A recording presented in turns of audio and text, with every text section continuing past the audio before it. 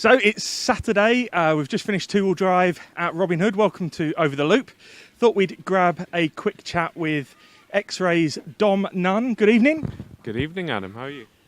I'm pretty good, even though I didn't get to race today, because everyone turned up.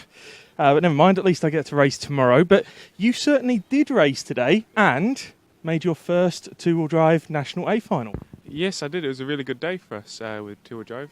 For first National A final and everything. So, yeah, really good. And of course, for the team, two XB2s in the A final. Shows some good progress from the team overall, I guess. Yeah, it does. It shows a lot of progress from the 18 cars. Massive improvements. Even though there isn't a massive amount of difference, the small differences which we've had, they've made just big leaps. And obviously, I've been able to see you sort of close hand today and what's been going on, and you don't seem to have actually changed that much with the car all day. No, our setup's been pretty on it. Straight away, we've just changed a few little bits, shock oils and a few other little positions, ride heights, and cutting different patterns in the tyres, and that's pretty much it. Okay, so you qualified 6th on the grid today? Yes, 6th. Yeah. And where did you end up? Last. Okay, what happened in the finals? Didn't go my way. I was hoping for a little bit more detail than that. Just wasn't my time with the finals. I just struggled. I decided to try and go with a older set of tyres, making sure we got tyres left for tomorrow. But that really didn't work, and they were bald by the end of it, so it didn't work out well. There's nothing wrong with being bald, Dom. You know, not all of us can have luscious hair like you. My hair is nice, but you know. So obviously, two-wheel drive's gone well, and historically that's not always been Xray's strong point. So, are you thinking could be a really good day tomorrow? Yeah, thinking it could be a good day. Not really going to put too much emphasis on it. Just going to go with the same kind of tone that I had today of just really trying to enjoy myself as always. Not trying to put any pressure on myself, but kind of just getting out there and doing the best I can.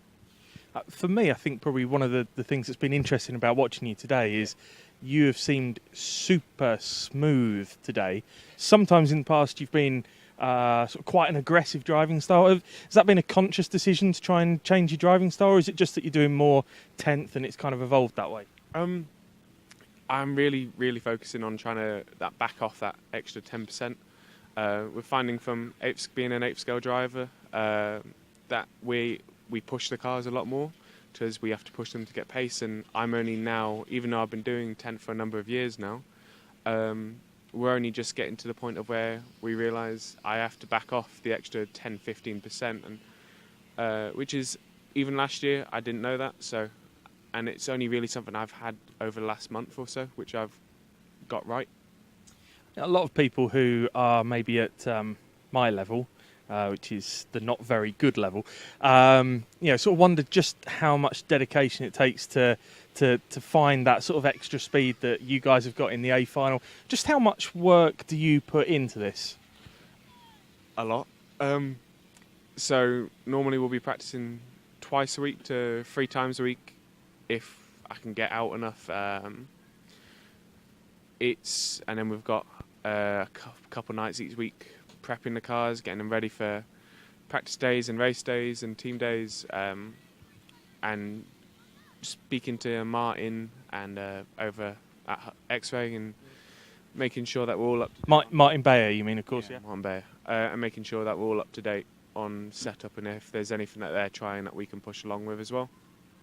So, from your perspective, you maybe sort of still got 4/10, 5/10 a lap to the likes of Lee and Neil, or based on Neil's last lap of the day, quite a lot more. But I don't know where that one came from. So, how do you set about trying to find those tenths and close that gap?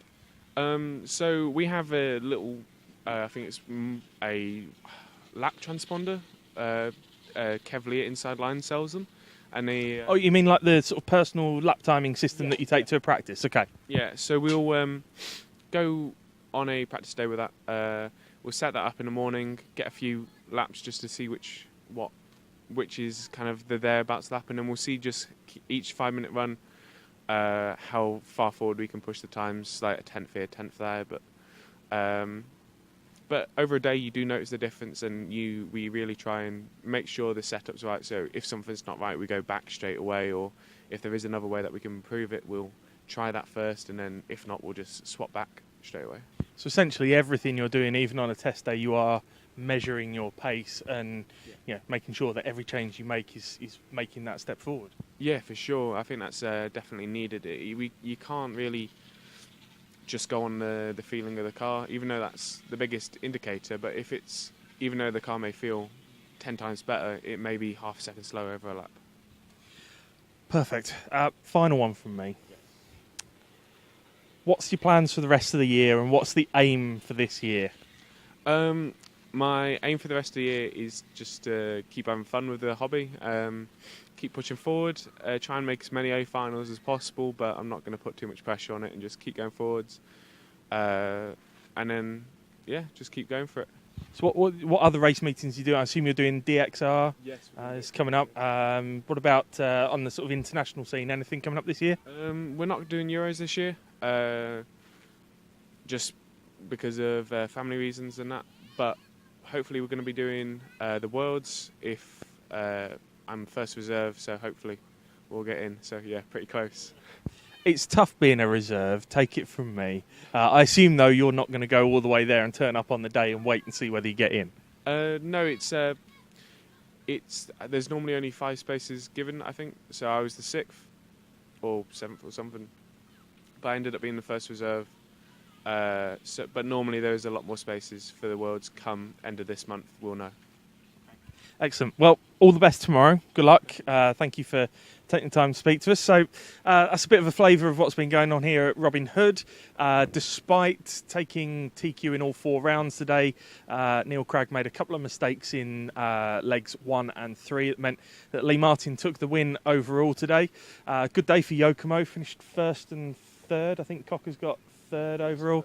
So 1st and 3rd for Yokomo, 2nd place for the associated of Neil Cragg. So let's wait and see what happens tomorrow. I think 4-wheel drive is going to be a completely different game.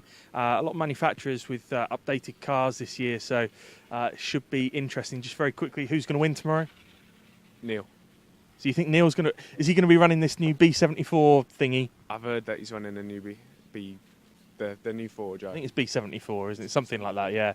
Yeah, and then probably in a bit they'll put a 0.1 on it or something. I don't know, but it's a newer associated 4-wheel drive. Anyway, I'm pretty sure it's the B74. So we'll see how that goes tomorrow. Obviously, the Schumachers are quick with the L1s. Yep. The yoke's pretty quick as well.